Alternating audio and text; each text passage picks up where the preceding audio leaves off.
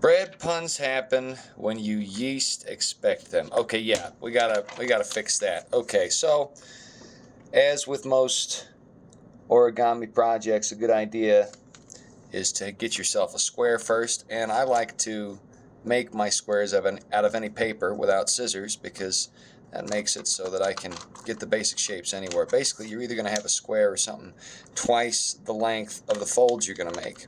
It's sort of like when you're starting a paradigm to take over society, you're going to need budget in excess of your actual needs. And the reason for that, well, there's a lot of reasons for that, but a big reason for that is because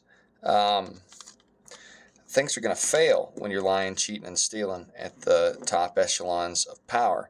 So it becomes very important to have a sort of financial safety net.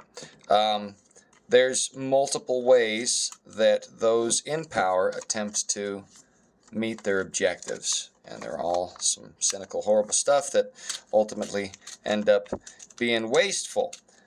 So we're going to reduce the available area of the yeast paper, the yeast expected pun, so that we can work with a geometric shape that we have more control over, you see. And that's sort of why we have to deal with things like propaganda in the media.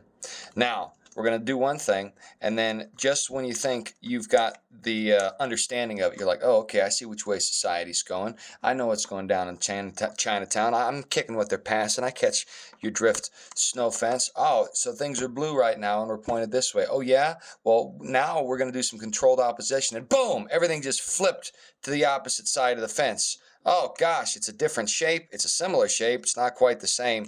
What is this weird little pentagrammic shenanigans?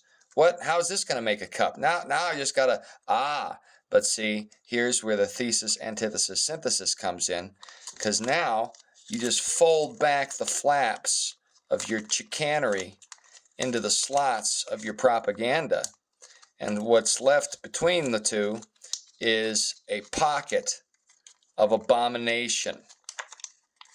And there, now we've got a yeast expected cup that you can, I mean, you can't pour water in it. Well, you might be able to pour water in it, but the water's going to come right through the bottom side because the synthetic propaganda fruits that are developed by those looking to undermine reality are just not as strong as they appear. Well, that doesn't appear very strong. Look, this isn't always going to be a good metaphor, okay? It's just an excuse to rag on the New World propaganda.